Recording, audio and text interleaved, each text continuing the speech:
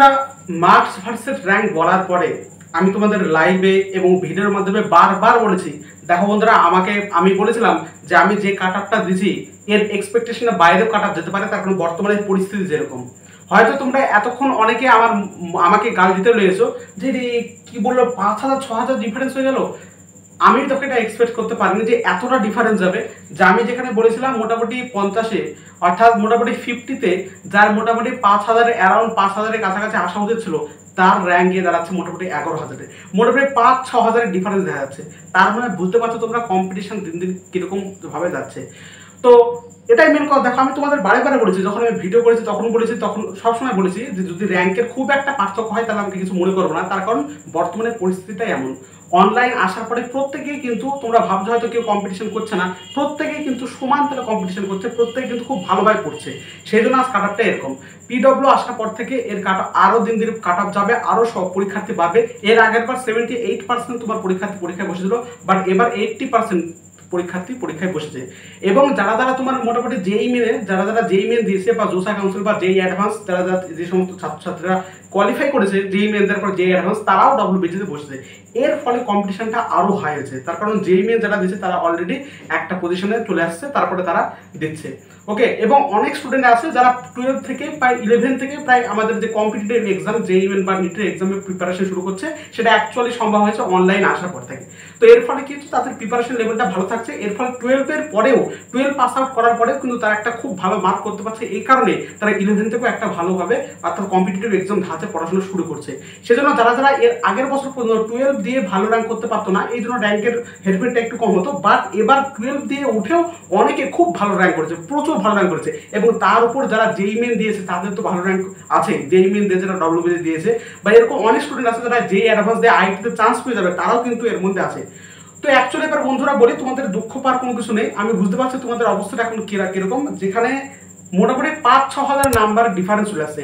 2022, 2021, 2023-এর মধ্যে এতটা ডিফারেন্স তুমি কোনোদিন দেখতে পারো না, যেটা তোমরা দেখতে পাচ্ছ। যেটা তোমরা এক্সপেক্ট করেছিলে যে নাম্বারটা, সেই নাম্বার থেকে কম এসছে, এবং সেই কম নাম্বারে আবার তোমার র্যাঙ্কটা কিন্তু অনেক বেড়ে গেছে। অর্থাৎ র্যাঙ্কের পার্থক্য হচ্ছে, আমি তোমাদের এর আগেও একদিন বলেছিলাম, র্যাঙ্কের পার্থক্য হবে 0.221-এ, 0.223-তে, 0.224-এ, এইভাবে র্যাঙ্কের পার্থক্য হবে। ঠিক এইভাবে র্যাঙ্কের পার্থক্য হচ্ছে। এক নাম্বারের জন্য মোটামুটি, এক নাম্বারের জন্য এরকম হয়েছে, যারা 20-এর নিচে পেয়েছে তাদের মোটামুটি এক নাম্বারের জন্য মোটামুটি 6-7 হাজার ডিফারেন্স দেখা যাচ্ছে এক নাম্বারের জন্য। তাহলে বুঝতে পারছো যে কতটা ডিফারেন্স তারা দেখা যাচ্ছে এক নাম্বারের জন্য।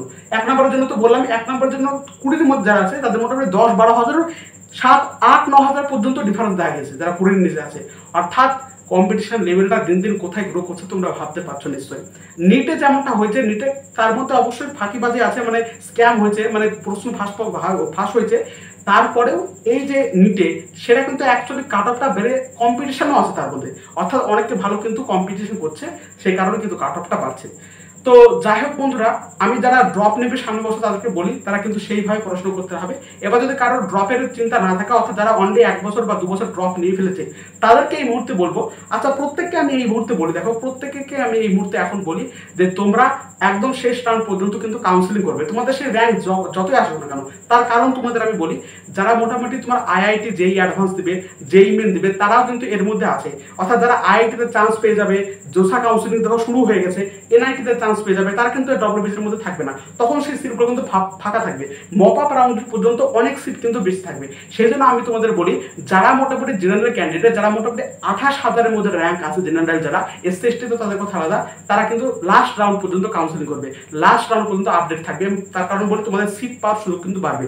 দেখো ক্যালকাটা ইউনিভার্সিটি ইতিমধ্যে রিপোর্টে আমরা জানি ইনক্রিজ করেছে সিট, এবং আশা করি প্রত্যেকটা কলেজে এরকম হালকা হালকা ইনক্রিজ না করলেও তোমার কিন্তু সিট কিন্তু ফাঁকা থাকবে, সেটা তোমার মপ আপ রাউন্ডে ভালো যেতে পারে। সেজন্য তোমাকে সবচেয়ে বেশি আপডেট থাকতে হবে, এবং সব কিছু আমি আপডেট রাখবো তোমাকে, এবং সেজন্য তুমি অবশ্যই চ্যানেলটাকে সাবস্ক্রাইব করো। আজকের পর থেকে কাউন্সিলিং পর্যন্ত, লাস্ট রাউন্ড পর্যন্ত, কলেজের তুলে দেওয়ার পর্যন্ত, তোমার র্যাঙ্কের সবচেয়ে বেস্ট কলেজ দেওয়া পর্যন্ত আমি তোমাদের পাশে আছি এবং পাশে থাকবো।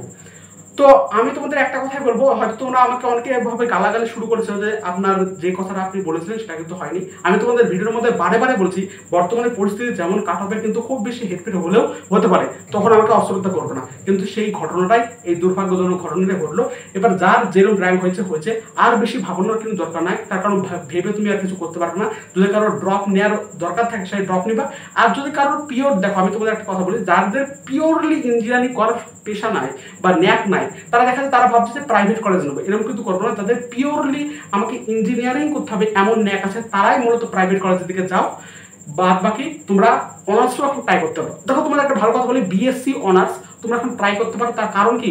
তার কারণ তোমরা অনেকে ভাবছো বিএসসি করে দিতে হবে, কোনো চাকরি নাই। কিন্তু বিএসসি আমি বলতে 4 বছরের মধ্যে বিএসসি স্কোপ ভাই হয়ে যাবে। তখন বিটেকরাই ভাববে কেন আমরা বিএসসি করলাম না। তোমাদের কথা বলে রাখলাম, মিলে দেবা 4-5 বছরের পর বিএসসি স্কোপটা কোথায় যায়। তো যাই হোক বন্ধুরা, তোমাদের যা ইচ্ছে সেটা করবা।